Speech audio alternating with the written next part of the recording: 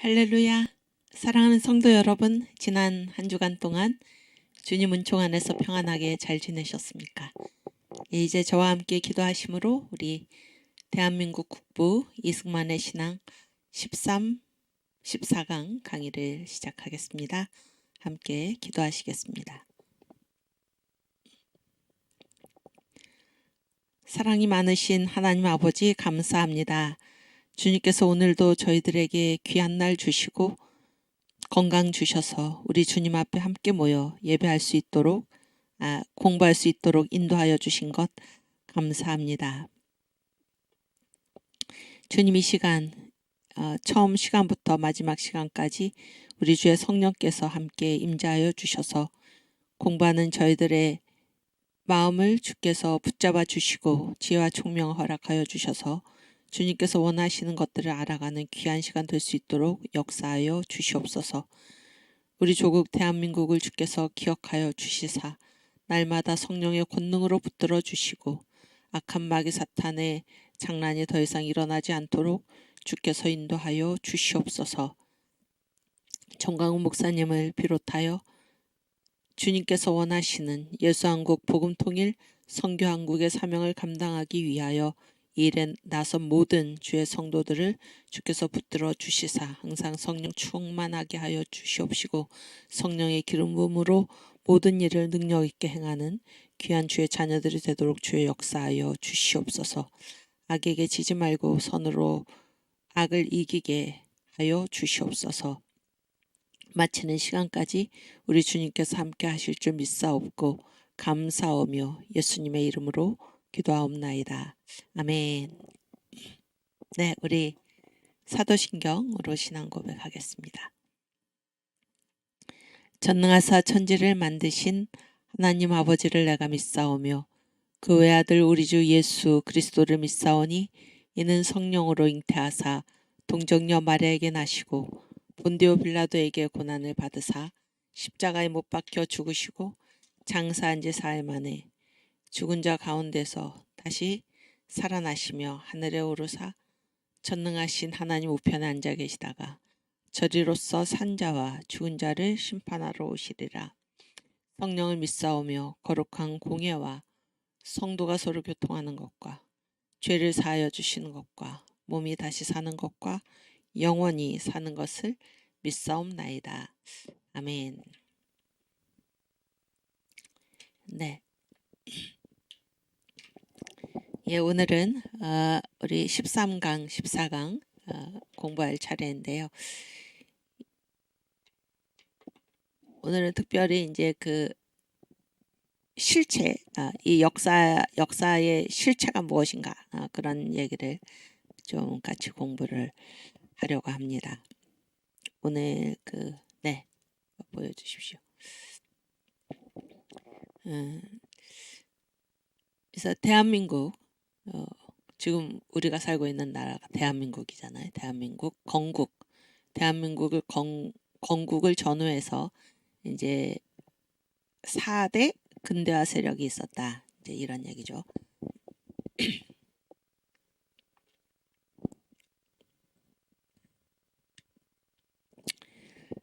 4대 근대화 세력이 있었는데 제가 지금 이제 그 실체와 그림자 얘기를 하려고 그러는데 이 4대 근대화 세력 여기 보시면은 그러니까 이제 어떤 나라랑 친함으로써 근대화를 하겠다 그런 얘기잖아요. 어떤 나라랑 친함으로써 근대화를 하겠다. 그러니까 이 근대화라는 거는 다른 말로 얘기하면 서구화 그리고 이제 이 문명화 그런 얘기랑 같은 얘기죠. 그래서 우리가 이제 나라 문을 꽁꽁 닫고 살다가 이 대원군의 쇄국 정책으로 인해서 그것이 요즘식으로 말하면 북한이 얘기하는 뭐 우리 민족끼리 하고 같은 얘기가 되는 것입니다. 그러니까 이 우리 민족끼리의 원조가 이 대원군의 쇄국 정책 그렇게 볼 수도 있는데 맥락이 다 통하는 얘기잖아요. 근데 이제 우리 민족끼리 사는 것이 아니라 이 나라 문을 열고 이 세계에 있는 다른 나라들과 이렇게 함께 어울려서 이제 살아간다 하는 것이 이 근대화, 다른 말로는 개화, 문을 연다 그런 얘기죠. 이 개화의 큰 흐름이다 그렇게 되는데, 그러면 우리나라를 어떻게 근대화할 것인가, 그런 문제가 나오잖아요. 어떻게 근대화할 것인가. 그랬을 때 하필이면 이 근대화, 이렇게 근대화를 해야 된다 이렇게 제시하는 네 가지 방식이 있었다 그런 얘기예요. 네 가지 방식이. 첫 번째, 그런데 그 네 가지 방식이 다 누구랑 친하게 지내서 우리가 근대화를 하자 이런 식으로 주장이 나왔다는 것입니다. 누구랑 친하게 지내서. 근데 여기에 누구에 해당하는 것이 당시에 이제 우리나라 주변에 있었던 어떤 국가들, 그리고 이제 이 미국은 주변에 있었던 국가는 아니지만은 이게 선교사를 통해서 이제 복음을 전해준 그런 나라잖아요. 그래서 누구랑 친해야 된다라고 했을 때 이 누구랑이 다 실체가 있었다 그런 게, 실체가 국가, 우리의 이웃에 있는, 혹은 이제 우리하고 그 외교 관계를 맺고 있는 그런 실체가 있었다 그런 얘기예요. 그래서 네 가지 나라문을 여는데 네 가지 근대화 세력이 있는데, 첫 번째는 누구랑 친하면서 근대화를 해야 되나, 중국과 친해서 근대화를 하자 그런 얘기가 있었다는 것입니다. 아시겠죠? 또 누구랑 친해서 일본과 친하게 지냄으로써 근대화를 하자 그런 얘기예요. 그러니까 이거는 중국과 친하게 지내자, 그래서 친중 근대화 그런 얘기고, 일본과 친하게 지내서 근대화하자, 그래서 친일 근대화죠. 그 다음에 또 어디랑, 소련과 친하게 지내서 근대화를 하자, 이거는 친소 근대화. 그 다음에 나머지 한 나라가 어디입니까? 미국이죠.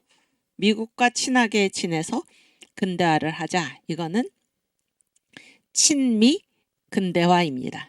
그래서 이 대한민국, 우리나라, 이 대한민국이 건국된 게 몇 년인가요, 여러분?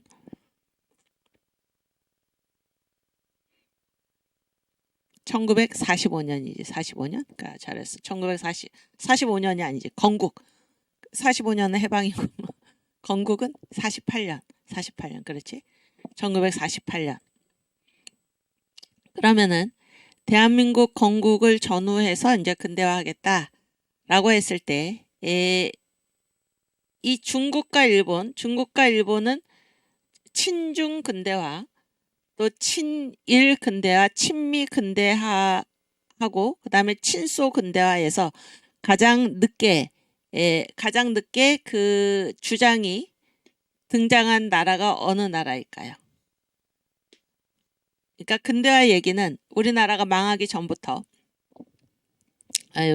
대답 잘 써주셔서 감사합니다, 여러분. 허원혜 씨, 엘리자베스 고 씨, 이재수님, 이순자님, 네, 반갑습니다. 허상심님 반갑습니다. 이 중에서 근대화 얘기는, 그러니까 나라가 망하기 전에, 그러니까 조선 말에 그리고 대한제국 구한국 시대부터 이제 그때부터 이게 개화파가 있었잖아요. 개화파. 그때부터 있던 얘긴데 그러면 시기적으로 가장 늦게 이 나라랑 친해서 근대화를 하자라고 했을 때 이 네 나라 중에서 가장 늦게 등장한 나라가 어디일까요? 어디겠습니까? 이 소련이라는 말 있잖아요. 소련은 이미 무슨 국가입니까? 무슨 이념을 가진 국가인가요? 소련은? 응? 그렇지. 공산주의잖아요. 공산주의. 그러면 이 공산주의 국가 소련은 공산주의 국가로 된 다음에, 원래 이름은 러시아였는데, 그렇죠? 소련은 이제 공산주의 국가가 된 다음에 이제 등장한 이름이잖아요. 그래서 이 소련의 등장이 가장 늦은 것입니다. 그 볼셰비키 혁명이, 공산혁명이 일어난 게 이제 저를 보여줘서 1917년이잖아요. 그렇죠? 1917년. 그러니까 이제 친소 근대화가 가장 늦게 등장을 했다 그런 얘기예요. 그러면 네, 이윤희님, 로우즈님, 조난현님 감사합니다. 그러면은 이제 처음에 있었던 주장은 요 세 나라죠. 요 세 나라고, 그때 당시에 소련의 이름은 무엇이었습니까? 원래는 러시아죠. 이거 공산혁명이 일어나기 전에 이 러시아를 우리가 뭐라고 얘기합니까? 제정 러시아. 그래가지고 누가 이 황제가 다스리는 나라 이런 얘기잖아요. 근데 이 러시아는 그때 러시아와 친함으로써 우리가 근대화를 하자라는 그런 주장은 처음에 근대화를 얘기를 할 때 친중 근대화, 친일 근대화, 친미 근대화는 등장을 했는데 친러, 친소 근대화가 아니라 친러 근대화는 별로 그런 주장이 없었습니다. 물론 이제 그 친러파 관료들은 있었지만은 아시겠죠? 그랬을 때 이 중국은 이게 그 1949년에 공산화된 중국이 아니고 옛날부터 우리가 이제 뭐 중국이랑 중국을 4대 했잖아요. 그 중국을 얘기를 하는 것입니다. 그러면 중국과 친해서 근대화를 하자라는 것은 이 중국이 원래 무슨 나라입니까? 종교가 뭔가요? 종교가 중국은 유교죠. 유교고 우리 그 조선에 지금 개화할 때를 얘기하는 거예요. 개화할 당시에 조선의 국교도 무엇이었습니까? 유교죠, 유교. 고려는 불교고, 그렇죠? 조선은 유교잖아요. 그러니까 중국과 친함으로써 우리가 나라문을 열자, 근대화를 하자라는 거는 어떻게 하겠다는 건가? 기존의 이 가치를 그대로 고수를 해서 유교 중심으로 근대화를 하겠다 그런 얘기입니다. 근대화를 하겠다. 이해가 되시죠? 그래서 이거를 가리켜서 우리가 뭐라고 그러나 이 종교, 도는 종교를 말합니다. 그 다음에 기는 문명을 말하는데 우리는 이제 근대화를 하긴 하는데 우리가 이전부터 지켜온 이 가치를 중심으로 근대화를 하겠다. 그래서 도도 동양의 것, 문명도 동양의 것 이런 입장을 가진 사람들이 바로 친중 근대화를 외쳤던 사람들의 주장입니다. 이해가 되시죠? 그 다음에 이제 일본을 중심으로 일본과 친해짐으로써 우리가 근대화를 하겠다라는 것은 일본은 이때 당시에 이제 막 우리나라랑 강화도 조약을 맺고 막 이랬던 일본이잖아요. 그 일본의 특징은 무엇입니까? 이 일본은 어떻게 나라문을 열고 뭐를 받아들였습니까? 서양의 문명을 받아들였잖아요. 받아들였는데 이 서양의 문명만 받아들였지 그 종교는 기독교를 받아들인 것이 아니죠. 그래서 이런 것을 이제 서양의 문명이고 종교는 그대로 동양의 것으로 하겠다. 이것이 바로 일본의 입장입니다. 그래서 일본은 친일 근대화, 일본을 중심으로 일본과 친함으로써 근대화를 하자. 이 주장은 일본을 닮아가지고 뭐를 받아들인다는 것입니까? 서양의 물질 문명, 서양 문명이 발달됐잖아요. 물질 문명, 또 이거는 뭐 경제적인 얘기죠. 경제를 중심으로 해서 우리가 근대화를 하자 이런 주장이었습니다. 저랑 지금 같이 가고 계시죠? 이해가 되시죠? 그러나 그때 당시에 또 어떤 사람이 있었는가 하면은 이제 아니다. 우리는 미국과 친하게 지냄으로써 근대화를 해야 된다 그랬어요. 미국과 친하게 지냄으로써. 그런데 이 미국과 친하게 지내는 이 미국은 당시에 우리한테 어떤 나라입니까? 이 미국은 어떤 나라인가요? 우리 한국에 있어서 이 미국의 첫 이미지는 뭔가 하면 바로 선교사들입니다. 선교사들. 그리고 이 선교사들은 다 미국에서 온 선교사들인데 이 선교사들은 그 종교가 무엇입니까? 기독교죠, 기독교. 그래서 예수 믿어서 그런 얘기예요. 예수 믿어서.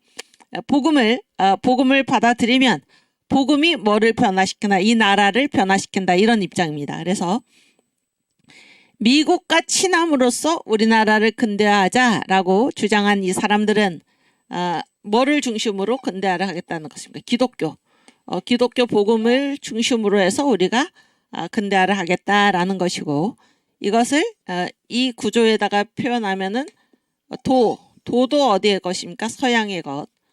그 다음에 문명도 서양의 것. 이런 입장을 취했던 것입니다. 그래서 처음에 나라문을 개방을 해야 되는데 이제 이 세 가지 주장이 있었어요. 세 가지. 이거는 다 나라 망하기 전의 일이죠. 나라 망하기 전의 일이고 이것이 이제 계속해서 이 대한민국 건국 전후로 해서 계속 이런 주장들이 이제 이어진 거잖아요. 그래서 다시 정리하면 친중 근대화는 우리가 가지고 있던 거를 버리지 말고 그냥 유교 중심으로 해서 근대화를 하자. 그래서 도도 신앙도 동양의 것, 문명도 동양의 것으로 하자 그런 얘기예요. 그 다음에 일본 친일 근대화를 주장했던 사람들은 일본을 봐라. 서양의 물질 문명이나 경제 이런 것들을 받아들여 가지고 저 나라가 저렇게 강해지지 않았나. 그래서 우리가 도는 동양의 것을 그대로 고수하더라도 문명만은 서양의 것을 받아들이자. 그래서 이 근대화의 초점이 어디 있었냐면 물질 문명에 있었던 것입니다. 경제에. 그러나 동시에 친미 근대화를 주장했던 사람은 미국을 보라. 미국이 왜 저렇게 세계 최강의 강대한 나라가 되었나, 부유한 나라가 되었나.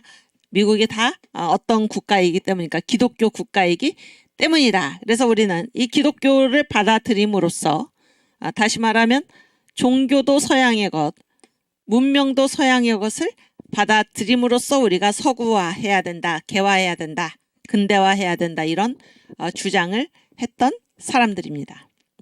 이해가 되시죠? 이해가 되시죠? 그리고 이제 소련, 우리는 이 소련의 문제는 우리가 언제 등장했냐면 우리가 어떤 시대를 거칠 때 등장을 했습니까? 일제시대, 일본의 식민지 시대를 거칠 때 소련이 나타난 거잖아요. 공산국가가 나타난 것입니다. 그래서 친소 근대화, 여기서 소련은 공산주의 국가예요. 그래서 소련을 중심으로 해서 소련과 친함으로써 우리가 근대화해야 된다. 우리가 새롭게 세우는 이 나라도 이 소련과 친하게 지냄으로써 그 나라를 세워야 된다. 이 주장을 했던 사람들은 뭐를 중심으로 근대화를 하겠다는 것입니까? 뭐를 중심으로? 공산주의인데 공산주의에서 강조하는 것이 무엇일까요? 뭐겠습니까? 공산주의는 유물론이고 무신론이잖아요. 물질이 중요하죠. 물질. 뭐냐면 이게 바로 과학입니다. 과학. 그래서 이 과학을 중심으로, 이거 무신론이죠. 무신론. 과학을 중심으로 해가지고 우리가 근대화를 해야 된다. 이런 얘기입니다. 이거는 이제 공산주의고 유물론, 무신론이죠. 유물론, 무신론. 이렇게 이제 대한민국 건국을 전후해 가지고 우리나라가 어떻게 새로운 나라로 건국이 되고 근대화의 길로 나아갈 것인가라고 했을 때 이 네 가지 주장이 있었다 그런 얘기예요. 네 가지 주장이 있었는데 그래서 요 사람들 동기 중국 친중 근대화를 주장했던 사람들을 우리가 뭐라고 부르냐면 위정척사파라고 그래. 위정척사파. 그 다음에 친일 근대화를 주장했던 사람들을 우리가 뭐라고 부르죠? 세 글자로? 개화파라고 그럽니다. 개화파. 그 다음에 친미 근대화, 미국을 중심으로 미국과 친함으로써 우리가 근대화를 하자라고 주장했던 이 사람들을 우리가 뭐라고 부릅니까? 기독교인, 크리스찬이라고 그러죠. 예수교인, 예수 믿는 사람들입니다. 예. 네, 크리스찬. 예수교인들이고 그 다음에 이 친소 근대화 나중에 등장한 친소 근대화 이 사람들을 뭐라고 부릅니까? 공산주의자라고 그러죠. 공산주의자 정당으로 말하면 뭐예요? 남노당 같은 사람들이죠. 남노당. 그렇죠? 남노당. 이해가 되시죠? 근데 지금 제가 말을 여러분과 함께 나누고자 하는 이 문제는 무엇인가? 왜 우리나라에 친중 근대화를 주장하는 위정척사파가 생겼나? 친일 근대화를 주장하는 개화파가 생겼나? 친소 근대화를 주장하는 공산주의자가 생겼나? 또 친미, 근대화를 주장하는 기독교인이 생겼나? 그런 얘기예요. 왜 생겼을까요? 왜 생겼습니까? 요 사람들이 등장하기 전에 뭐가 있었습니까? 이런 나라가 각각 실체로서 우리 주변에 존재하고 있었기 때문입니다. 존재하고 있었기 때문에. 이해가 되십니까? 무슨 말이에요? 그러니까 중국이 있어서 중국이 실체로서 우리나라 주변에 존재하고 있었기 때문에 그 실체 때문에 우리는 중국과 친하게 지냄으로써 근대화를 하자라는 이 위정척사파가 생기게 됐다 그런 얘기예요. 이해가 되시죠? 그러면 제가 이 얘기를 지난번에도 잠깐 이제 언급을 했는데 무슨 얘기를 지금 하려고 그러냐면 지금 우리나라에 지금 정광훈 목사님을 중심으로 해서 이 광화문 애국운동 세력이 이 완전히 망할 뻔한 이 나라를 지금 살려낸 거잖아요. 우리가 열심히 싸워가지고 그렇지 않습니까? 그래서 이 나라를 살려낸 것입니다. 살려내고 다시 한번 우리가 기회를 가지고 다시 한번 이 나라를 원래 이승만 대통령께서 세우셨던 그 건국의 4대 기둥을 다시 한번 그 무너져가는 그 건국 기둥을 다시 한번 세우려는 그러한 일을 우리가 해냈는데 이 모든 일을 일으켰던 그런 자들이 누구입니까? 그런 자들이 누군가요? 주사파죠. 주사파. 주사파는 뭐의 약자입니까? 주체사상파죠. 주체사상파. 근데 주체사상파는 어느 집단의 종교입니까? 북한 저 괴뢰 정권의 종교잖아요. 그랬을 때 제 얘기는 이 주사파가 있는 거는 어떤 실체가 있기 때문이라는 것입니다. 어떤 실체가. 응? 저 북한이 있기 때문이라는 게 저 북한. 북괴. 예. 북괴가 있기 때문에 이 주사파가 있다 그런 얘기예요. 북괴가 있기 때문에 이 주사파가 있다. 그래서 이 문제의 근원을 보면은 이 주사파가 문제가 아니라 이 주사파를 양산시키는 그 근원에 누가 존재를 한다는 것입니다. 이 북한의 저 김정은 3대 세습 정권 김씨 왕조 그리고 북한의 노동당 정권이 존재한다는 것입니다. 이 실체가 있기 때문에 이렇게 이 추종하는 세력이 지금 생겨났다 그런 얘기예요. 이해가 되시죠? 그래서 지금 우리가 벌이고 있는 이 싸움에서 지금 이제 정광훈 목사님께서 이 정권을 교체한 다음에 바로 내세우신 그 구호가 무엇입니까? 구호가 뭔가 바로 시작하신 게 성령의 나타남 집회였고 거기에서 무엇입니까? 3년 안에 자유통일이죠. 3년 안에 자유통일. 왜냐하면 이 모든 문제 지금 우리가 그토록 싸워온 이 모든 문제를 일으키는 이 주사파에는 뭐예요? 여기에 주사파의 그 핵심으로 활동하는 세 가지 조직이 있죠. 첫 번째는 무엇입니까? 민노총이죠. 두 번째는 무엇입니까? 전교조죠. 세 번째는 무엇입니까? 좌파 시민단체죠. 다 주사파죠. 다 주사파. 이들이 지금 대한민국을 엄청나게 지금 그 뒤흔들고 있는데 이 주사파의 이 모든 망동이 일어나는 그 원인이 어디 있나? 지금 북괴라는 실체에 있다 그런 얘기예요. 그래서 우리가 이제 한국 교회사에서도 보면 저항의 원점이라는 얘기를 했어요. 저항의 원점. 우리가 어디에서 저항을 해야 될 것인가? 저항의 원점을 분명히 해야 됩니다. 그래서 이 주사파가 지금 문제가 아니라 이 문제를 일으키는 이 북괴, 이 북한의 김정은 정권, 이 노동당 정권을 해체시키는 그 길만이 이 대한민국을 지금 망치려는 이 주사파 세력을 없애는 지름길, 첩경이고 그것이 바로 우리가 싸우는 원점이 되어야 한다라는 말씀을 지금 정광훈 목사님이 하고 계시는 것입니다. 그것이 나타난 것이 바로 3년 안에 자유통일입니다. 3년 안에 자유통일. 그것이 근원적이다 그런 얘기예요. 근원적. 저 북한의 노동당 정권 그 실체를 없애야지 그 실체에 따르는 이 그림자들이 없어진다는 얘기입니다. 이해가 되시죠? 그러니까 이런 이제 저는 이제 요 얘기를 저희 선생님께 들으면서 완전히 이 여러분 유레카라는 말 알죠? 유레카. 이 진리를 발견했을 때 느끼는 기쁨 있잖아요. 그래서 친중 근대화, 그 다음에 뭐야? 이 친일 근대화, 친소 근대화, 그 다음에 친미 근대화. 그런데 그때 이제 저희들에게 가르치시면서 친미 근대화를 얘기를 하면서 그 사람들이 누구냐? 바로 예수 믿는 사람들이다. 그래서 미국이라는 실체가 있기 때문에 우리가 친미 근대화를 얘기하게 되었다. 이 말을 듣는데 정말 그 유레카의 기쁨을 느꼈습니다. 그러니까 여기서 이제 제가 지금까지 말씀드린 것의 포인트는 뭔가? 왜 이런 중국과 친하자, 일본과 친하자, 뭐 미국과 친하자, 소련과 친하자, 왜 이렇게 근대화의 길을 주장하는 사람들이 생겼나? 이런 나라의 실체가 있었기 때문이다. 그런 얘기. 실체가. 그러면 지금 현재로서 우선 이 네 가지 중에서 우리나라의 근대화는 친중 근대화입니까? 친일 근대화입니까? 친소 근대화입니까? 친미 근대화입니까? 우리나라에 이루어진 근대화는 무엇입니까? 완전히 친미 근대화죠. 친미 근대화. 그러면 보세요. 친미 근대화에 미국이라는 실체 기독교 국가가 있고 우리는 미국과 친함으로써 지금 근대화를 이뤄냈잖아요. 그러면 그 주인공이 누구입니까? 이렇게 만든 주인공이 누구인가요? 바로 예수 믿는 사람들인데, 예수 믿는 사람.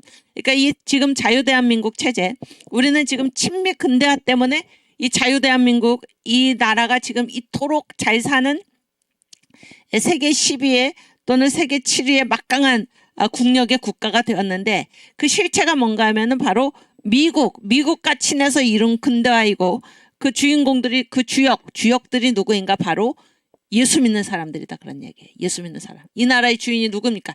예수 믿는 사람들입니다. 예수 믿는 사람들. 이승만 대통령 장로셨죠? 예수 믿는 사람입니다. 기독교인이 주인이에요. 그러면 이 나라를 지금 대적하고 이 나라를 망치려는 그 사람들이 누구입니까? 이 대한민국의 친미 근대화로 개화된, 그리고 건국된 이 대한민국의 온갖 혜택을 받고 자라난 이 사람들, 똑같은 혜택 속에서 산 이 사람들이, 주사파가 지금 이 나라를 무너뜨리려고 하고 있습니다. 그러면은 이 대한민국의 주인인 예수 믿는 사람들이 지금 가장 대적해서 이 대한민국 친미 근대화로 이루어진 이 자유 대한민국을 무너뜨리는 이 주사파 세력에 대해서 맞서 싸워야 될 사람이 누구입니까? 바로 예수 믿는 사람들입니다. 왜냐하면 주인이기 때문에. 이 기독교인들이 이 자유 대한민국 건국에, 그리고 지금까지 이 자유 대한민국의 발전에 이 나라의 주역입니다. 주역. 우리가 지켜야 됩니다. 우리가 지켜야 되는데, 그래서 지금 미국에 있고 이 미국과 기독교인들이 곧바로 직결되었듯이 이 주사파, 대한민국을 해치려는 이 주사파들은 어디랑 곧바로 연결되어 있습니까? 북한이랑 곧바로 연결이 되어 있는 것입니다. 그래서 이 북한의 대리자로서 지금 주사파가 이 나라를 허물고 있다고 한다면은, 그러니까 문재인이 바로 그런 욕을 들은 것이죠. 세계 이 외교 무대에서 저건 완전히 김정은의 대변인이다. 맞는, 이게 바로 주사파인데 그 실체가 바로 주사파예요. 대변입니다. 대리역. 그랬을 때 이 주사파를 맞서 싸워, 주사파에 맞서 싸워서 이 나라를 지켜야 될 사람들이 누구입니까? 바로 예수 믿는 사람들. 이해가 되십니까? 그래서 이 싸움의 구도를 여러분께서 이해를 하셔야 됩니다. 그래서 이쪽에는 미국이라는 실체가 있고 이쪽에는 북계라는 실체가 있는 것입니다. 여기는 미국, 그러니까 친미 근대화로 나라가 건국되고 발전해온 우리 대한민국 세력이 있는 것입니다. 친미 근대화의 대한민국. 그랬을 때 그 친미 근대화의 대한민국의 주역은 누구인가 하면 바로 예수 믿는 사람들이고, 이 북계 대한민국 해체를 노리는, 적화 통일을 하려는 이 북계를 추정하는 그 세력들이 바로 주사파들이잖아요. 그래서 이 영적 싸움, 이거 영적인 싸움이죠. 왜냐하면 우리 예수 믿는 사람들이고 저쪽은 기독교를 부인하고 하나님의 자리에다가 김일성, 김정일 김부자, 이 무슨 이 우상들을 갖다가 이제 숭배를 하는 그런 집단이기 때문에 이건 또 완전히 영적 싸움입니다. 영적 싸움. 이 싸움에 가장 최전선에 나서야 될 사람들이 누구인가? 바로 예수 믿는 사람들이다. 그런 얘기. 예수 믿는 사람들. 여기까지 이해가 되시죠? 그래서 지난주에 이제 목사님께서 253개 그 지역장들을 이제 긴급히 소집을 하셔서 이렇게 또 강연을 하시는 것을 이제 들었는데, 우리가 하고 있는 이 일이 얼마나 위대한 일인지를 모르기 때문에 우리가 해낸 일이 얼마나 위대한 일인지를 모르기 때문에 자기 자부심도 없고 또 이것이 끝까지 지탱해 나갈 만한 그 마음의 자세가 없다, 그런 말씀을 하시면서 우리가 해낸 일이 얼마나 위대한 일인가. 우리가 그때 목사님과 함께 이 광화문 운동에 나서지 않았다면 이 나라는 벌써 어떻게 됐습니까? 벌써 저쪽에 윤석열이 대통령이 되지 못했다면, 이재명이 됐다면 이 나라는 벌써 어떻게 됐을까? 벌써 미군은 쫓겨나고 그런 얘기죠. 이 나라는 벌써 북한에 흡수 통일됐을 것이다. 그런 상상을 우리가 할 수 있지 않겠습니까? 우리는 위대한 일을 한 것입니다. 이 나라를 지켜낸 것입니다. 이 나라를 지켜낸 것입니다. 그리고 지금 우리가 하고 있는 이 위대한 일이 무엇입니까? 자유통일. 그래서 저 북계 저 우상 집단에 시달리는, 악마에 시달리는 이 북한의 불쌍한 우리 2,500만 동포들을 구원해내고, 복음도 한 번도 들어보지도 못하고 죽어가는 그 문제가 가장 심각하죠. 그들을 구원해내는 이 일을 지금 우리가 지금 하고 있다라는 이 사실이 얼마나 감사한 일입니까? 그래서 우리가 우리 자신을 알아야 된다, 그런 얘기. 이 근대화의 문제를 다루는 것도, 대한민국은 친미 근대화의 길로 우리가 자유대한민국으로 건국이 됐기 때문에 그 실체가 누구인가? 바로 예수 믿는 사람들이다, 그런 거예요. 여러분과 제가 예수 믿는 우리가 이 대한민국의 주인이다라는, 이거는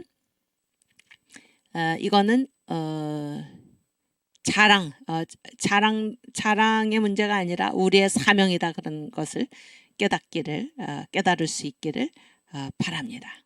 아멘. 예.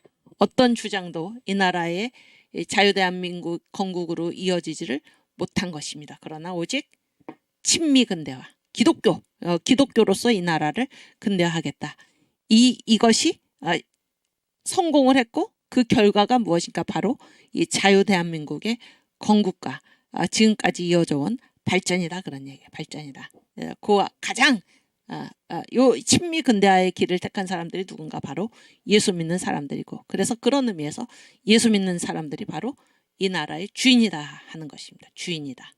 이것은 믿지 않는 모든 사람들을 무시하는 그런 말이 아니라, 그러한 사명, 그러한 책임, 그러한 리더십, 이런 것들이 예수 믿는 사람들에게 있다라는 사실을 강조하는 말입니다. 그리고 우리가 주인으로서 이 나라를 허물어뜨리는 이 북계, 그리고 그를 추종하는 주사파의 세력에 가장 앞장서서 맞서 싸울 사람들이 누구인가? 바로 예수 믿는 사람들이다 라는 사실을 여러분 기억하시기를 바랍니다. 아시겠죠? 그러니까 실체가 있다는 게, 실체. 예. 어떤 그림자가 있을 때, 이 그림자가 있기 위해서는 뭐가 있나? 어떤 추종 세력이 나타났을 때 이 추종 세력이 있기 위해서는 뭐가 있나? 반드시 실체가 있다라는 이 사실, 이 원리를 여러분께서 이해하시기를 바랍니다. 아멘. 우리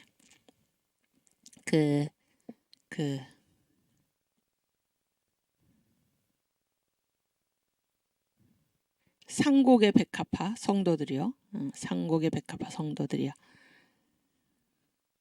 그 찬양을 한번 같이 부르겠습니다.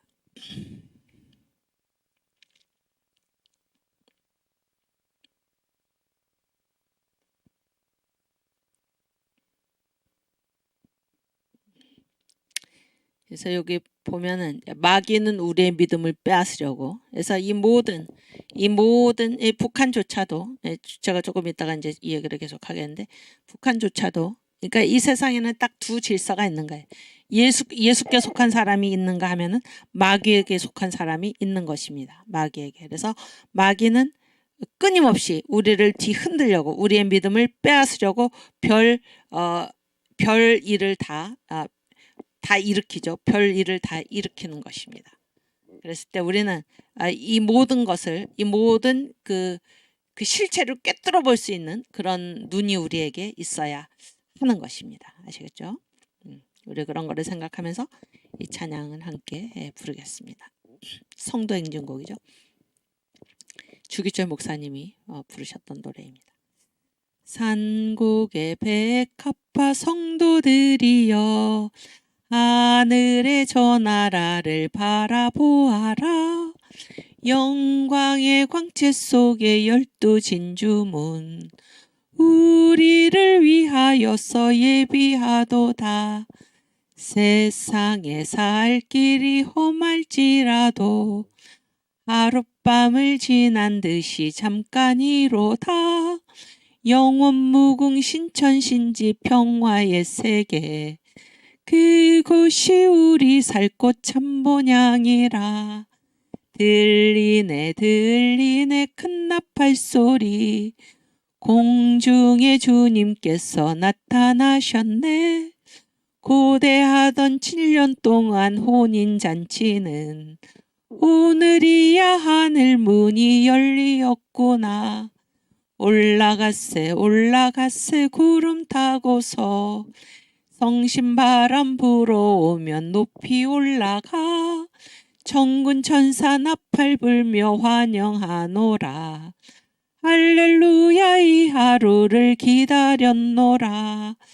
하늘 공중 바라보니 두 팔을 펴고 신랑 되신 주님께서 나타나셨네. 신망의 정주줄로 단장을 하고 승리의 흰 옷 입고 올라가노라. 좌우에 천군 천사 들러리 서고 앞뒤에 하늘 군대 옹위하도다. 주님께서 주고 가신 흰 돌을 들고 세마포 흰 옷 입고 올라가노라. 아멘. 세상아 잘 있거라 나는 가노라. 7년 환란 오기 전에 나는 가노라.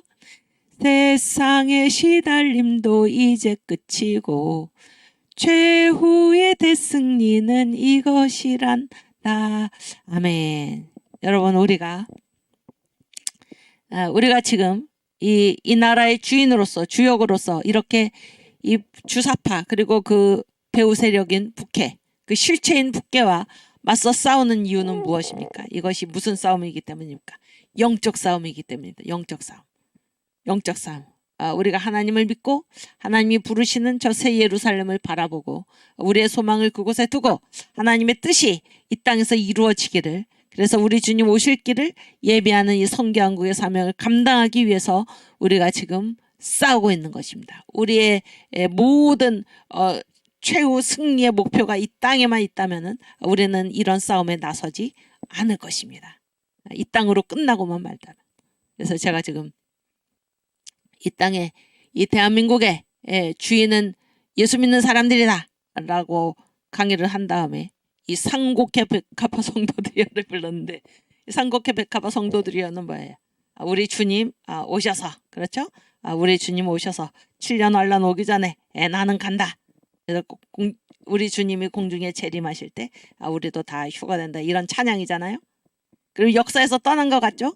아닙니다. 우리가 이 역사에서 주님의 나라를 위해서 저 북계 주사파와 대적해서 싸우는 것은 뭐를 바라기 때문입니까?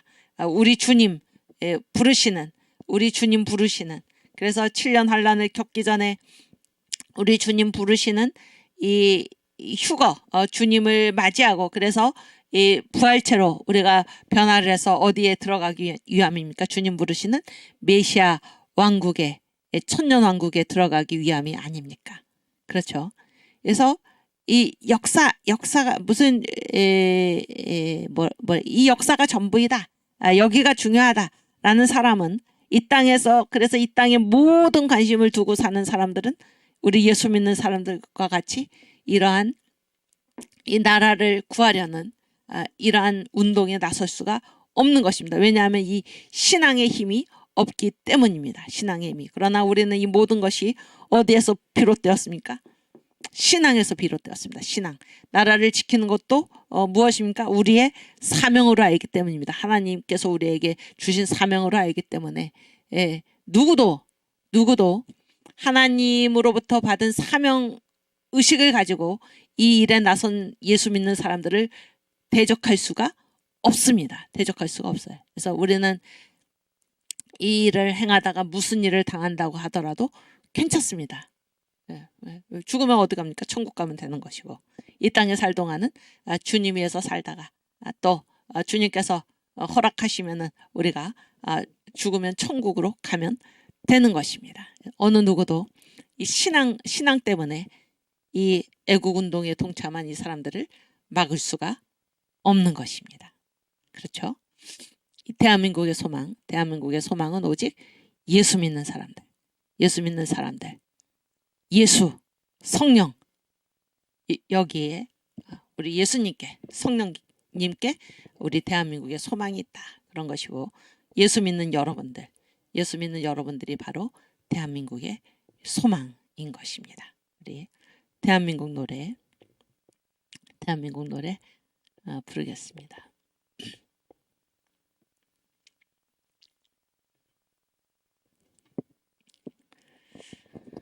주님 감사합니다. 오케이. 슬픔으로 낙심될 때 누가 나를 위로하리. 예수, 오직 예수. 험한 세상 나그네 길 인도하리. 누구인가. 예수, 오직 예수. 나는 믿네 생명 되신 주님. 예수, 오직 예수. 믿음, 소망, 사랑 되신 주님. 아멘. 예수, 오직 예수. 귀한 생명 희생하여 누가 나를 구원하리. 예수, 오직 예수. 내 마음과 성품 다해 사랑하리.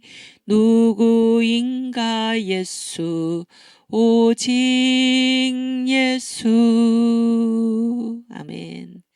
나는 믿네 생명 되신 주님. 예수, 오직 예수. 믿음, 소망, 사랑 되신 주님. 아멘. 예수, 오직 예수. 인생 살다 낙심될 때 누가 나를 위로하리. 성령, 오직 성령. 사람 보고 실망할 때 용기 줄 자 누구인가. 성령, 오직 성령. 나는 믿네 생명 되신 성령. 성령, 오직 성령. 믿음, 소망, 사랑 되신 성령, 성령 오직 성령. 대한민국 우리나라 누가 이 땅 구원하리. 성령 오직 성령, 성령. 청교도의 신앙으로 자유통일 이룩하자. 사랑 오직 기도. 아멘. 대한민국 소망 되신 성령, 성령 오직 성령. 대한민국 소망 되신 성령. 아멘. 성령 오직 성령. 아멘. 주님 감사합니다. 그래서 우리가 이 싸움을 끝까지 이미 이긴 결과를 가지고 할 수 있는 이유는 주의 영이 우리와 함께 계시기 때문입니다. 주의 영이 주님의 일꾼으로 일하는 우리와 함께 계시고, 저 북한을 추종하는 저 주사파 세력은 사탄의 영이 함께 있기 때문에 주님은 이미 십자가에서 마귀를 못 박아서 죽이셨습니다. 그렇죠? 마귀는 이미 주님의 십자가에서 죽었습니다. 우리는 이미 세상을 이겼고, 우리는 이미 승리했습니다. 우리는 이미 승리하고 이기고 싸우는 중입니다. 아멘. 오케이, 그 다음. 네. 그래서 제가 이제 이 정광 목사님을 알게 된 이후에, 목사님의 이 광화문에 이제 애국운동에, 저는 이제 2019년 10월 9일부터 광화문에 이렇게 나와서 나오게 됐는데, 그리고 이제 목사님의 이렇게 설교 말씀을 들으면서 확실하게 알게 된 것. 그러니까 성경에서 누누이 그렇게 얘기를 하고 있는데, 이제 눈을 뜬 사실이 무엇인가? 이 모든 것의 실체가 이게 무엇인가? 영적 싸움이다. 그러니까 영적 싸움. 그러니까 실체가 있어서 그 그림자가 있다, 그런 얘기예요. 그러니까 모든 것은 다 이미 어디에서 결정이 됩니까? 하늘에서 결정이 되고, 그래서 그 그림자가 이 땅에서 일어난다는 사실, 이 사실을 제가 이제 깨닫게 된 것입니다. 알게 된 것입니다. 이게 얼마나 감사한지 모릅니다. 얼마나 감사한지. 성경에서 말씀하고 있는 것이 바로 그것입니다. 그렇죠? 그래서 이번 한걸음님, 저도 10월 9일, 저랑 그 광화문 뭐라 그럴까, 이런 거 동기시군요. 동기. 그래서 실체가 있으면 그림자가 있다. 그래서 근원적인 게 뭔가 실체다, 그런 얘기. 실체가 있어서 그 그림자가 있는 것입니다. 여기서 얘기한 거지. 중국이 있어서 위정적사파가 생겨나게 되고, 일본이 있어서 개화파가 생겨나게 되고, 그런 얘기. 소련이 있어서 남노당과 같은 무리가 생겨나게 되고, 미국이 있어서 기독교인들이 이제 이 친미개화 이런 거를 주장하게 됐다, 그런 얘기예요. 마찬가지로 실체가 있으면은 그림자가 있다. 이것이 이 역사의 대원리입니다. 대원리. 영적 실체가 먼저 있고, 그것이 이 세상에서 일어난다 하는 것을 우리가 생각해야 할 것입니다. 오케이.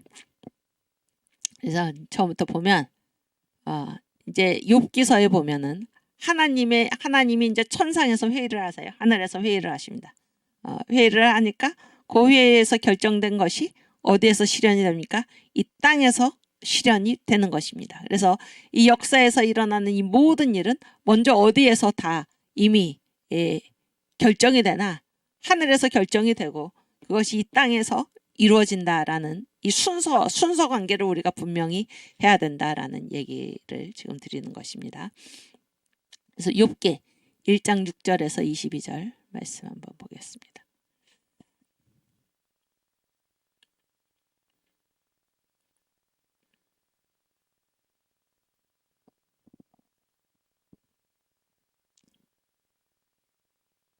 육 절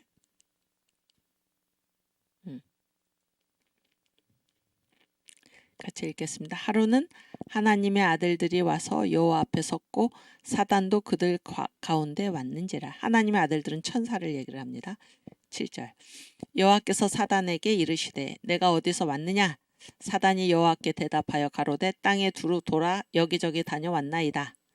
8절 여호와께서 사단에게 이르시되 내가 내 종 욥을 유의하여 보았느냐? 그와 같이 순전하고 정직하여 하나님을 경외하며 악에서 떠난 자가 세상에 없느니라. 사단이 여호와께 대답하여 가로되 욥이 어찌 까닭없이 하나님을 경외하리이까. 그다음 그와 그 집과 그 모든 소유물을 산울로 두르심이 아니니까. 주께서 그 손으로 하는 바를 복되게 하사 그 소유물로 땅에 널리게 하셨음이니이다. 이제 주의 손을 펴서 그의 모든 소유물을 치소서. 그리하시면 정녕 대면하여 주를 욕하리이다. 12절 여호와께서 사단에게 이르시되 내가 그의 소유물을 다 내 손에 붙이노라. 오직 그의 몸에는 내 손을 대지 말지니라. 사단이 곧 여호와 앞에서 물러가니라. 그다음 하루는 욥의 자녀들이 그 맏형의 집에서 식물을 먹으며 포도주를 마실 때에 사자가 욥에게 와서 고하되 소는 밭을 갈고 나귀는 그 곁에서 풀을 먹는데 스밧 사람이 갑자기 이르러 그것들을 빼앗고 칼로 종을 죽였나이다. 나만 홀로 피한 고로 주인께 고하러 왔나이다. 그가 아직 말할 때에 또 한 사람이 와서 고하되 하나님의 불이 하늘에서 내려와서 양과 종을 살라 버렸나이다. 나만 홀로 피한 고로 주인께 고하러 왔나이다.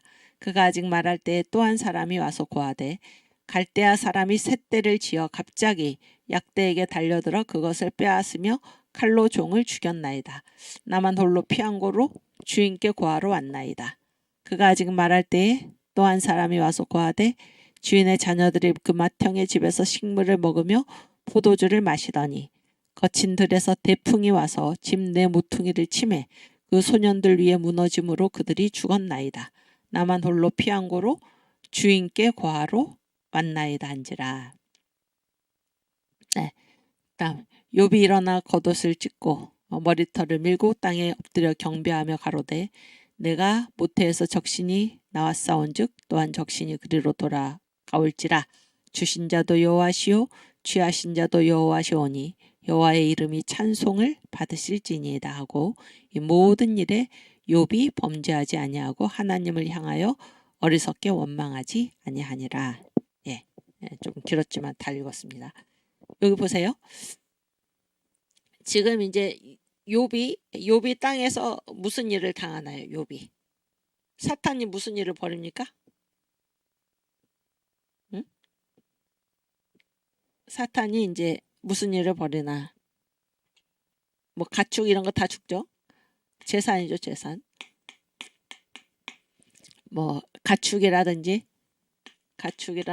그다음에 뭐 하인들, 종들을 다 죽임을 당하고 그다음에 또 어떤 일을 당합니까? 10명이나 되는 그의 자녀들이 다 죽지 않습니까? 누가 한 일인가요? 사탄이 이렇게 이제 한 일입니다. 그래서 재산도 다 빼앗고 자녀들도 다 빼앗아 간 것입니다. 그런데 이런 일이 있기 전에 사탄이 자기 마음대로 했나요? 사탄이 자기 마음대로 했나요? 아니죠.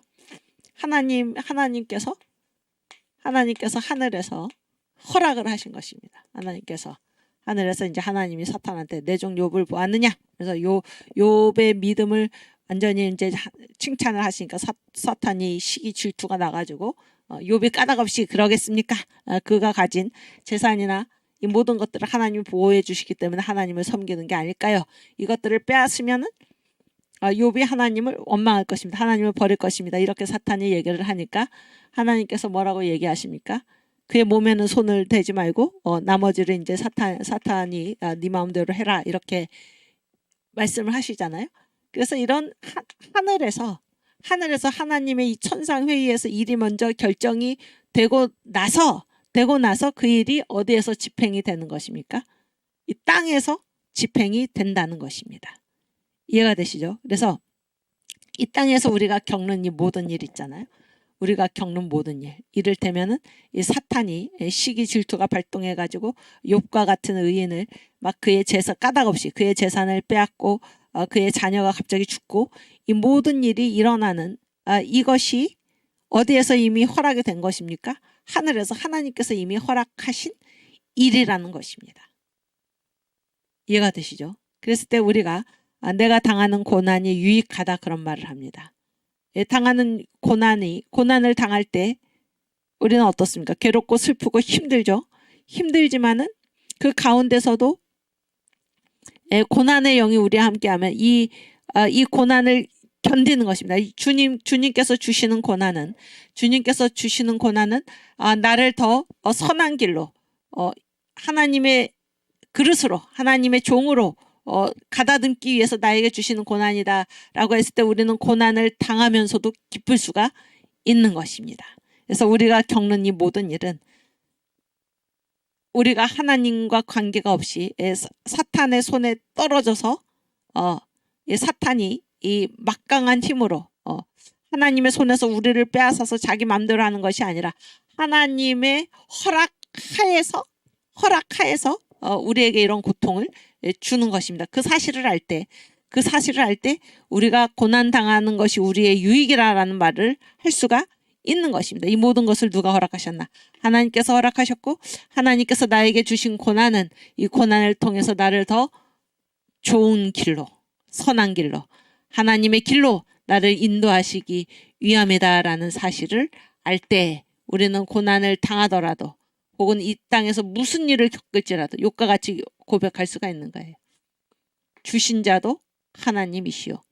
취하신 자도 하나님이시니 내가 하나님의 이름에 영광을 돌린다.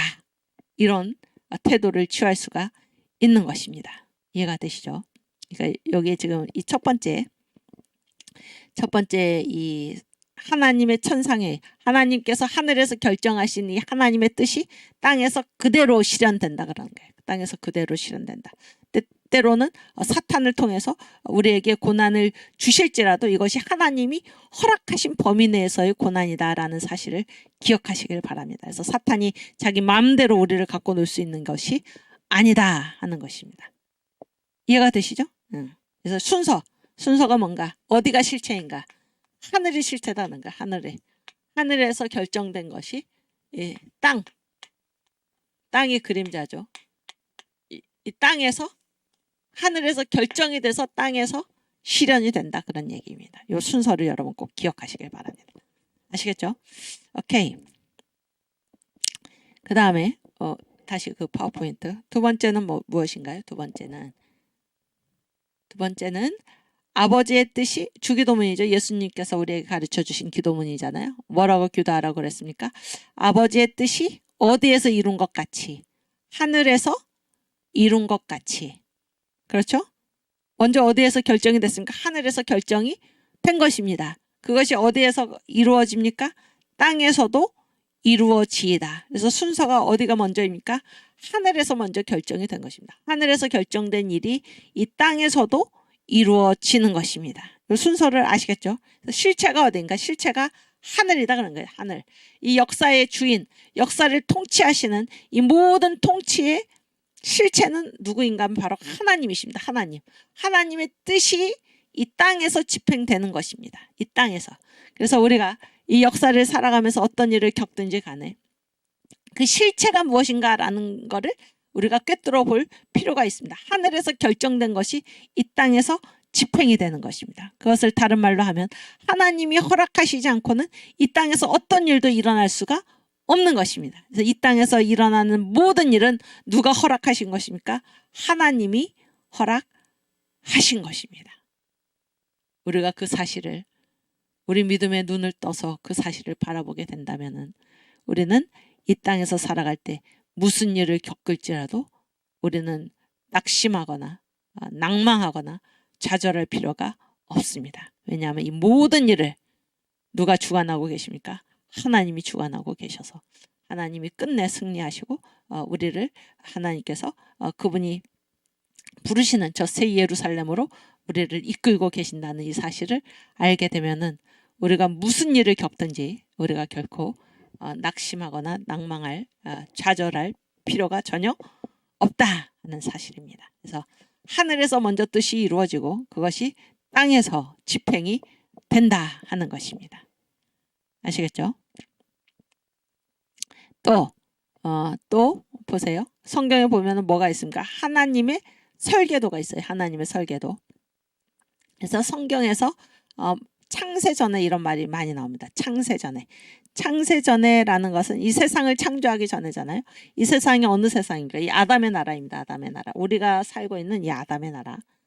여러분 그 만유회복에 보시면은 우리가 살고 있는 이 아담의 나라를 주님께서 창조하시기 전에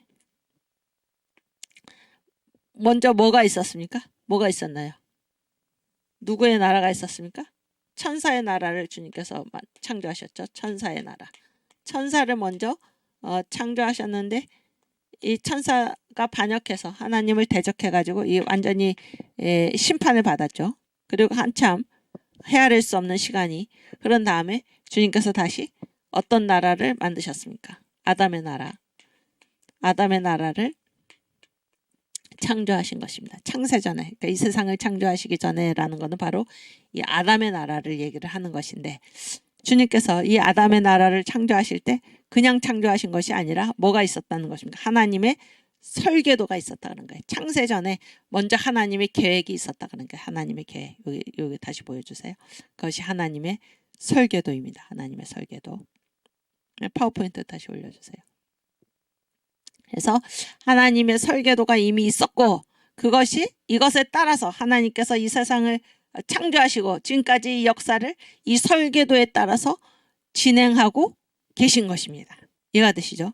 그래서 이 역사에 성경에서 나타나는 이 역사의 마지막이 무엇입니까? 아담의 나라도 결국에 심판받아 없어지고 결국에 무엇이 임한다는 것입니까? 메시아 나라가 임한다. 이것이 하나님의 설계도입니다. 그리고 이 설계도대로 지금 이 역사가 진행되고 있는 것입니다. 그렇죠? 그래서 우리 성경 말씀을 조금 찾아볼까요? 창세전에 이런 말을. 그러니까 설계도가 있었다는 거예요. 설계도. 그리고 이 설계도대로 지금 이 역사가 진행되고 있다. 그래서 이 설계도를 뭐라고 얘기합니까? 하나님의 섭리라고 얘기합니다. 하나님의 섭리에 따라서 이 역사가 지금 진행되고 있다. 그런 얘기예요. 오케이. 그래서 요한복음 17장 5절 말씀.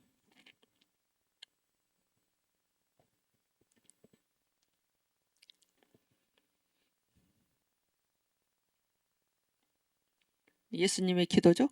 아버지여, 창세전에 내가 아버지와 함께 가졌던 영화로서 지금도 아버지와 함께 나를 영화롭게 하옵소서. 아멘. 그래서 하나님의 설계도가 이 창세전에 있었다 그런 얘기입니다. 오케이. 또 에베소서 1장 4절.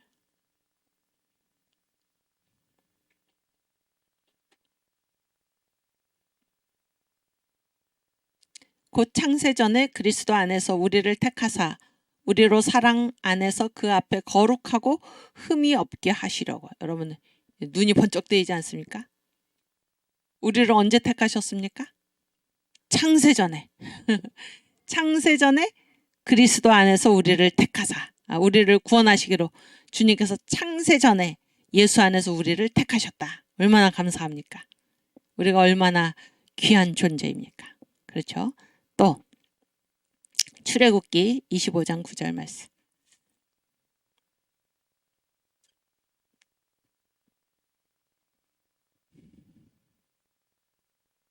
25장 9절.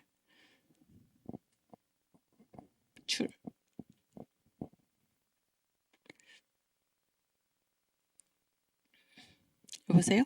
물은 내가 내게 보이는 대로 장막의 식양과 그 기구의 식양을 따라 지을지니라. 그래서 이제 이 모세가 시내산에서 내려와서 땅에 지은 것이 무엇입니까? 장막이잖아요. 성막. 근데 이 성막은 어디서 본 모양대로 지은 것입니까? 시내산에서 하나님께서 모세에게 보여주신 이 하늘의 장막의 식양, 그 모양대로, 그리고 그 안에 있는 기구들, 그 식양의 모양대로 땅에다가 모세가 그대로 성막을 지은 것입니다. 이해가 되시죠? 그래서 이 하늘의 설계도가 있다는 게 하늘의 설계도.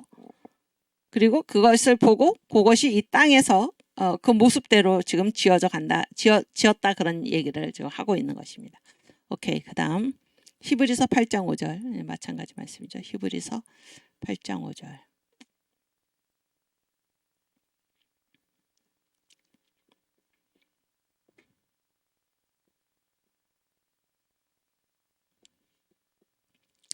저희가 섬기는 것은 하늘에 있는 것의 모형과 그림자라. 그래서 하늘에 진짜가 있고 그런 얘기예요. 그리고 이 땅에 하늘의 것을 닮은 그 모형과 그림자가 있다 그런 얘기입니다. 모세가 장막을 지으려 할 때에 지시하심을 얻은 것 같으니 그때 하나님께서 뭐라고 지시하셨나? 가라사대 삼가 모든 것을 산에서 내게 보이던 본을 조차 지으라 하셨느니라. 그래서 하나님께서 모세를 시내산으로 불러 올리셔가지고 이 하늘의 식양, 하늘의 설계도를 보여주신 거죠. 그래서 그곳에 따라서 네가 이 땅에다가 성막, 하나님이 이스라엘 백성과 함께 거하신다라는 그 성막을 지으라. 그러니까 하늘에 있는 그 하늘의 식양대로, 하늘의 모양대로, 하늘에 있는 장막의 모양대로 이 땅에 지어라 그런 얘기예요. 그래서 이 하늘에 있는 것이 실체입니다. 이거 보세요. 여기 나왔잖아요. 저희가 섬기는 것은 하늘에 있는 것이 진짜고 저희가 섬기는 것은 그 모형, 그거를 닮은 꼴이죠. 모형과 그림자다 이렇게 얘기를 하죠. 그래서 하늘에 있는 것이 진짜다 그런 얘기예요. 그리고 그 그림자가 이 땅에서 이루어진다 하는 것을 우리가 알 수가 있습니다. 오케이, 또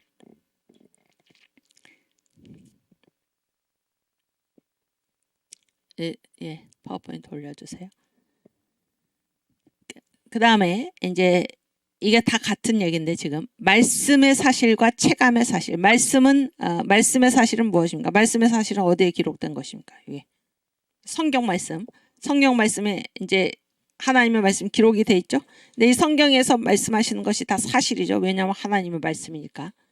근데 이 말씀의 사실이 있는데 우리 체감은 뭐예요? 체감은 뭡니까? 몸으로 느끼는 거잖아요. 우리가 감각으로 우리가 몸으로 느끼는 사실이 있습니다. 그러면은 말씀의 사실이 더 진짜일까요? 아니면 우리가 몸으로 느끼는 그 사실이 체감의 사실이 더 진짜일까요? 무엇이 더 진짜이겠습니까? 그러니까 이 성경 말씀에 이 기록된 모든 것을 예를 들어서 볼지어다 내가 세상 끝날까지 너희와 항상 함께 있을 것이다 이렇게 주님이 말씀하셨잖아요. 그렇죠? 근데 우리 몸으로 느끼기에 주님이 우리의 감각에 우리의 눈에 또는 우리 촉각에 우리의 손에 주님이 보이고 만져집니까? 아닙니까? 아니잖아요. 그럼 체감의 사실은 주님이 함께 계시지 않는 거죠. 우리 몸으로 느낄 수가 없다 그런 얘기잖아요. 볼 수도 없고. 그런데 말씀에서는 뭐라고 말씀하셨습니까? 볼지어다 내가 세상 끝날까지 너희 항상 함께 있겠다. 이렇게 주님이 말씀하셨잖아요. 그러면 둘 중에서 뭐가 사실입니까? 주님이 여기 계신 것이 사실입니까? 아니면은 주님이 우리의 감각으로는 주님을 볼 수가 없고 만질 수도 없기 때문에 우리의 감각으로서는 주님이 지금 여기 계시지 않기 때문에 주님이 안 계신 게 사실입니까? 아니면 말씀의 사실대로 주님이 여기 계신 게 사실입니까? 뭐가 사실일까요? 계신 게 사실이지. 그렇죠? 말씀이 사실이다 그런 거예요. 말씀이. 우리의 감각으로 느끼는 우리 몸으로 느끼는 이 체감의 사실이 아니라 뭐가 사실인가? 말씀에서 말씀하신 것이 사실이다 그런 거예요. 성경에서 말씀하신 것이 사실입니다. 그래서 두세 사람이 내 이름으로 모인 곳에 나도 그들과 항상 함께 있겠다라고 하신 그 말씀이 사실입니다. 말씀이 사실이에요. 우리 몸으로 느끼는 것이 사실이 아니다 하는 것입니다. 이해가 되시죠? 그러면 예수를 믿지 않는 사람들은 뭐만 보고 사는 사람입니까? 예수를 믿지 않는 사람들은 말씀의 사실을 믿는 것이 아니라 자기 몸으로 보고 느끼는 것만을 전부라고 생각하고 사는 사람들이잖아요. 얼마나 어리석습니까? 얼마나 어리석나요? 그렇지 않습니까? 그래서 이러한 사실을 안다는 것이 얼마나 이게 감사한 일입니까? 얼마나 감사한 일입니까? 그래서 예수를 믿지 않는 사람들은 뭐라고 얘기합니까? 예수를 보여줘봐 그럼 내가 믿을게 이렇게 얘기를 하죠. 하나님을 보여줘봐 그럼 내가 믿을게. 하나님을 인정하지 않기 때문에 이 역사에서 하나님께서 이 역사를 주관하시는 이 모든 일들의 실체를 보지 못하는 것입니다. 그래서 어떻게 결론을 내립니까? 우연히 그렇게 됐지. 어쩌다 보니 재수가 좋아서. 어쩌다 보니 재수가 나빠서 우연히 내가 이런 불행을 만나게 됐지. 이렇게 어리석게 판단하고 생각하게 되는 것입니다. 그러나 말씀의 사실이 우리의 체감의 사실보다 더 사실이다라는 사실을 우리가 알아야 할 것입니다. 사실이라는 말이 몇 번이 나오는지 모르겠는데 그래서 예수 믿는 사람들이 바로 이 세상에서 가장 지혜로운 사람인 것입니다. 성경에서 말하기를 누가 지혜로운 자인가? 지식의 근본이 무엇인가? 지혜의 근본이 무엇인가? 하나님을 경외하는 것이 지혜의 근본이요. 거룩하신 자를 아는 것이 명철이니라 이렇게 얘기를 하죠. 하나님을 경외하는 것이 지식의 근본이거늘 미련한 자는 훈계를 멸시하는도다. 그래서 뭐가 지혜인가? 누가 지혜 있는 사람인가? 누가 지식이 있는 사람인가? 하나님을 두려워하고 하나님을 아는 자들이 바로 지혜로운 사람들입니다. 지식이 있는 사람들입니다. 하나님 없이는 모든 지식은 다 우리 정광 목사님 전문 용어로 헛방입니다. 헛방. 헛수고다 그런 얘기예요. 그렇죠? 예, 말씀이 사실이다. 마태복음 28장 20절.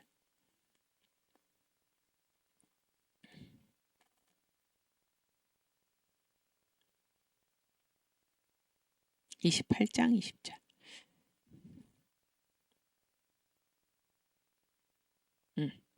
보세요. 내가 너희에게 분부한 모든 것을 가르쳐 지키게 하라. 볼지어다. 내가 세상 끝날까지 너희와 항상 함께 있으리라 하시니라. 아멘. 예수님이 이거 언제 말씀하신 걸까요? 승천하시기 전에죠. 승천하시기 전에. 그런데 지금 뭐라고 말씀하십니까? 하늘로 올라가시면서도 뭐라고 그러세요? 세상 끝날까지 너희와 항상 함께 있겠다. 이렇게 말씀하시잖아요. 그러면 뭐가 사실입니까? 주님이 말씀하신 게 사실입니다. 말씀하신 게. 어떻게 우리와 함께 계십니까? 성령으로 우리와 함께 계시는 것입니다. 아멘. 또 그다음에 뭐 어디였죠? 계시록 1장 13절.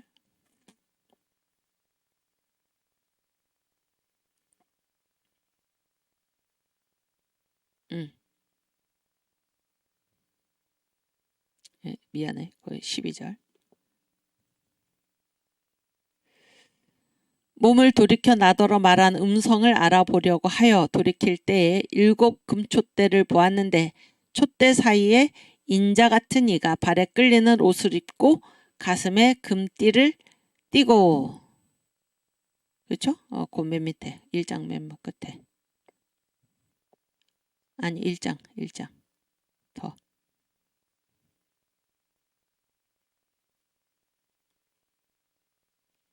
네, 더 밑에. 20절.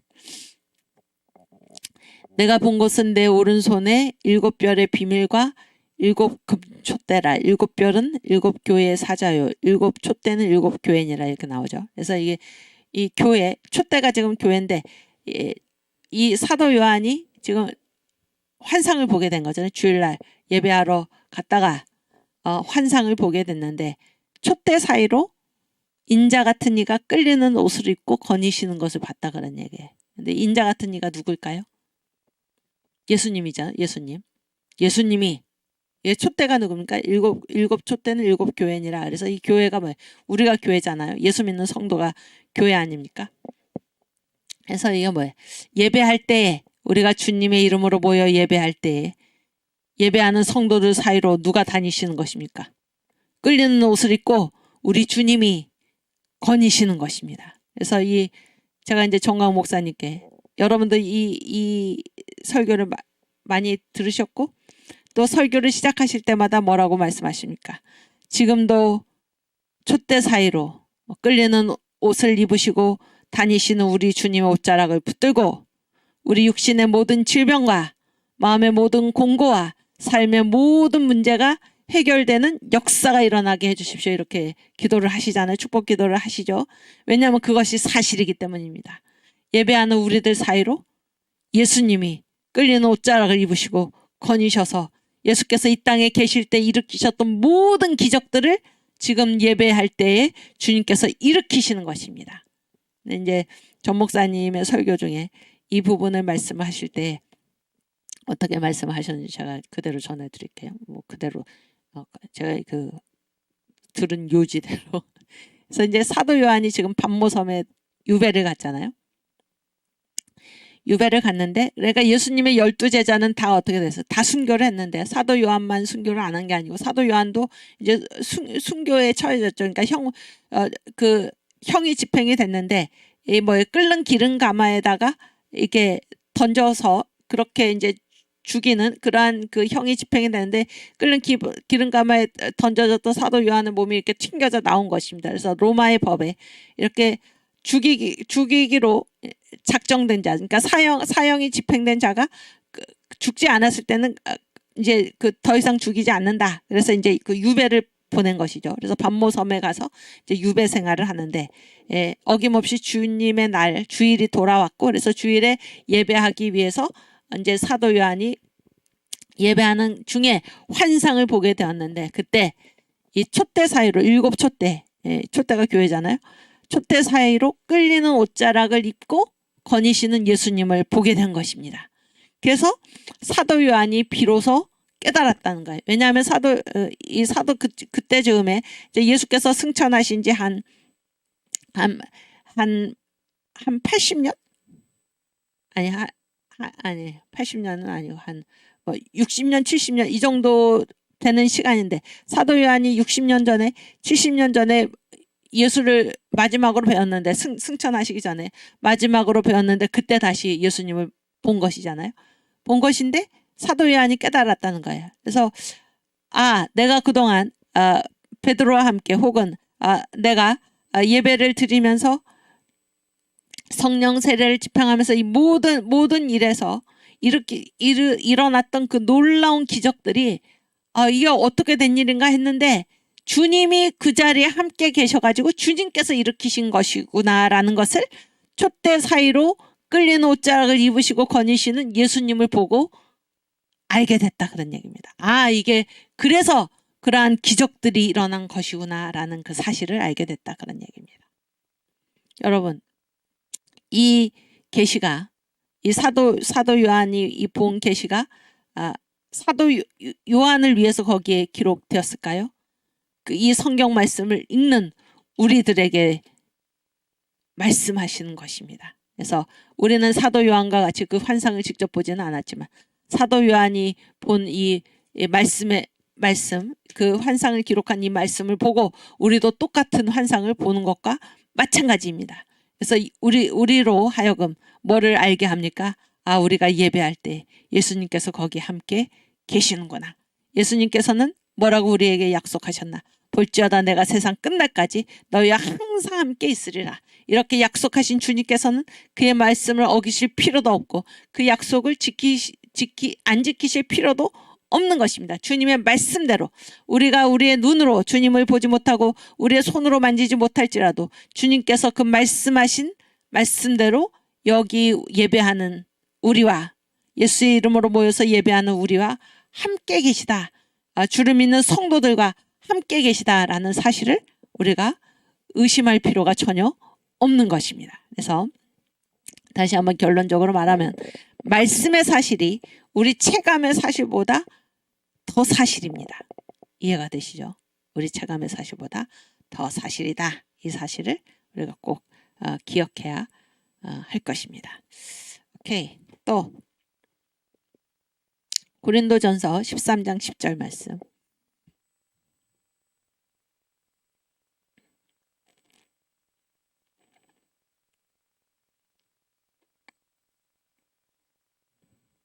(13장 10절)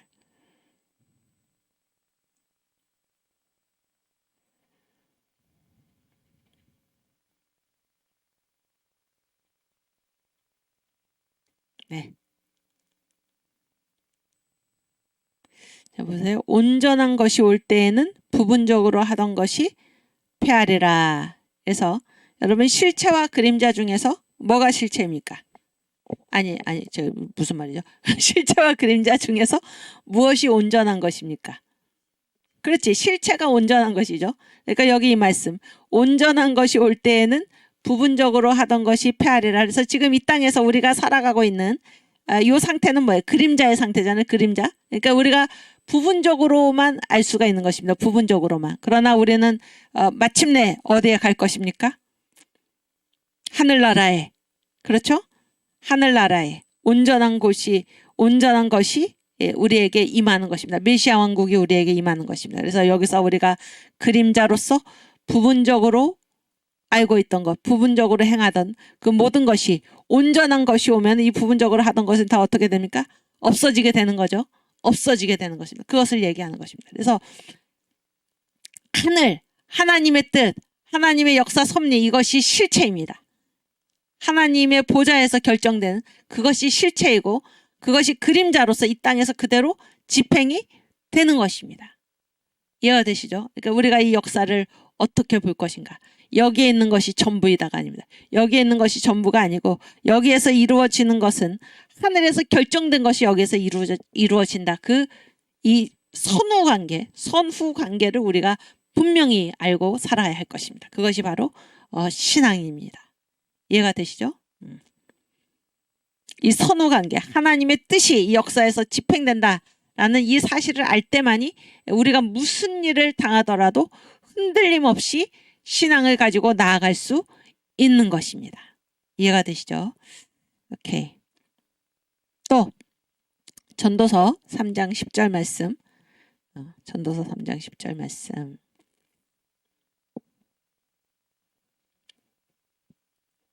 네. 전도서 구약.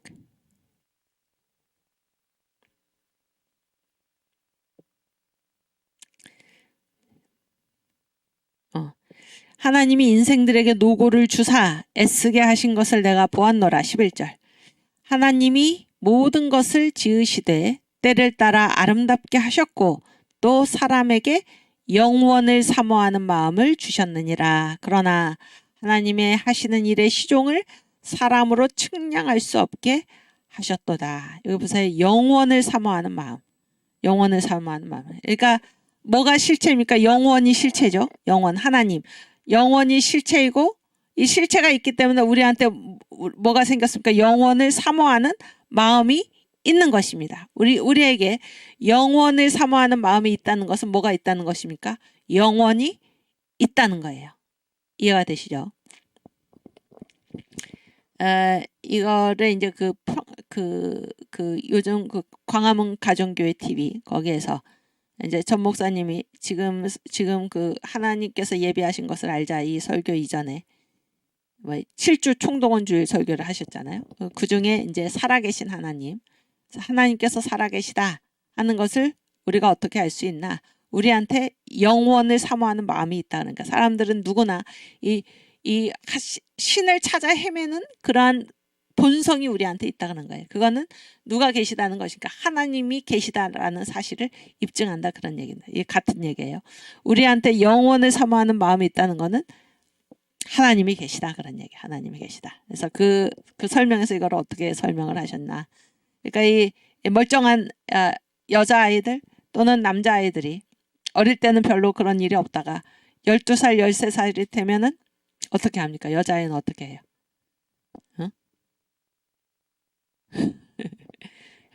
여러분이 고만할 때 돌아보시면 갑자기 막 밥도 잘 안 먹고 예뻐 보이려고 누구한테? 남자애한테. 남자애들도 어떻게 합니까? 그래서 누가 가르치지도 않았는데 누가 시키지도 않았는데 어떻게 합니까? 그 이성 여자아이는 남자아이는 여자아이를 이성에게 잘 보이려고 이성에게 매력적으로 보이려고 자기를 가꾸는 그런 것이 있다는 거죠. 그러니까 그런 마음이 있다는 것은 뭐가 있다는 것입니까? 이성이 있다는 것입니다. 이거랑 마찬가지다 하는 거예요. 사람들에게 이렇게 뭔가 하나님을 찾아서 허우적거리는 그러한 모습이 있는 것은 누가 계시다라는 것입니까?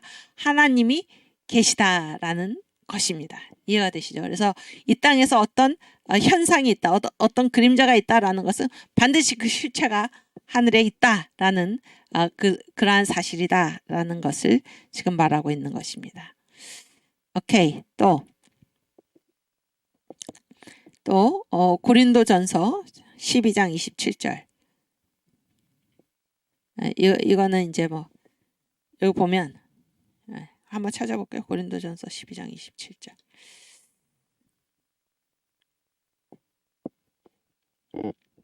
네.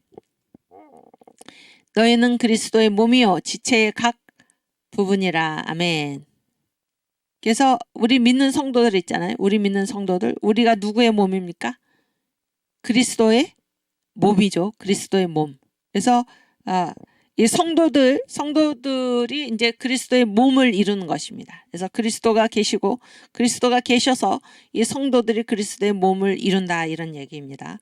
로마서 8장 9절.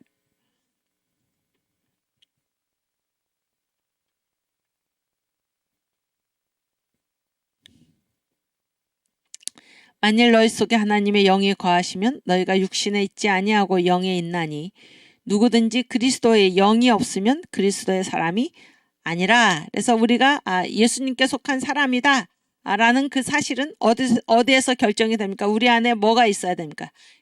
그리스도의 영이 있어야지 우리가 그리스도의 사람인 것입니다. 아시겠죠? 그래서 이 그리스도의 사람이 먼저가 아니라 뭐가 먼저입니까? 그리스도의 영이 우리 안에 있는 것이 먼저입니다. 그러니까 이 실체가 뭔가? 실체가 영이다 그러니까 영이 먼저이고, 그래서 그리스도의 영이 그 안에 있는 사람, 실체가 그리스도의 영의 실체가 그 안에 있는 사람만이 그리스도의 사람이다 그런 얘기. 그러니까 실체가 먼저 있고 그림자가 나중이다 하는 것입니다. 네. 그리고 이제 그 밑에 파워포인트. 그래서 이제 사탄, 이제 그 실체가 사탄인데, 이 사탄이 이 교회가 그리스도의 몸으로서 나타나듯이 사탄의 몸으로 나타나는 것이 무엇인가? 사탄이 무엇을 통해서 성육화되나? 종교, 3대 고리죠. 종교, 정치, 문화, 이것을 통해서 사탄이 이 종교, 정치, 문화가 뭘로 나타날까? 사탄의 몸으로서 나타난다 그러니까 사탄의 몸으로서. 지금 시간이 돼가지고 요 부분은 성경 말씀을 다음 시간에 10분 쉬고 나서 다음 시간에 찾아보겠습니다. 오케이. 그래서 지금 말씀 핵심은 무엇인가? 실체가 있으면은 그림자가 있다 그러네요. 실체가 있으면 그림자가 있다. 그래서 실체가 근원적이다 하는 얘기를 지금 하고 있는 것입니다. 오케이. 제가 잠깐 기도하고 쉬겠습니다. 하나님 아버지 감사합니다. 우리가 이 시간 주님의 말씀을 배웁니다. 또 대한민국 국부 이승만의 신앙을 지금 배우고 있습니다. 주님, 우리의 영안이 열려서 주께서 역사하시는 이 모든 역사를 바르게 바라볼 수 있도록 인도하여 주시옵소서. 이 모든 것이 영적 싸움이라는 것을 우리가 깨닫게 하여 주시고, 주님 부르시는 이 영적 싸움의 최전선에 용맹스럽게 나서는 십자가 군사들이 다 될 수 있도록 주여 저희를 붙들어 주시옵소서. 감사하며 예수님의 이름으로 기도하옵나이다. 아멘.